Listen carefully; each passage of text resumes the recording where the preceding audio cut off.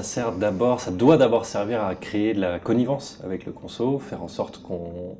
comprenne qu'on parle le même langage, qu'on a la même culture, qu'on l'a compris. Et puis, idéalement, ça sert surtout à lui faire comprendre la valeur de la marque, du produit, du service qu'on essaie de lui vendre. Si on n'a pas les deux, pour moi, c'est compliqué d'avoir les bonnes conditions qui vont faire que la strat va être efficace par la suite.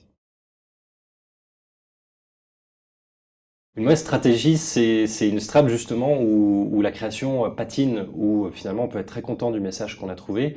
mais c'est souvent une situation dans laquelle on se retrouve avec les créas à se demander presque ce qu'on essaie de raconter à la base, certainement parce on a aussi oublié quelle était la conviction de base, le point de vue, et qu'on n'arrive plus à le défendre avec la force nécessaire. Souvent, ça peut souvent en tout cas être dû à une surinterprétation du brief, à peut-être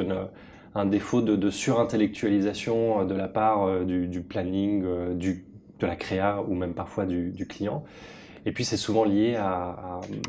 un manque peut-être un manque de courage collectif, c'est-à-dire qu'on oublie que pour défendre un point de vue, le rendre intéressant, le rendre captivant, le rendre percutant,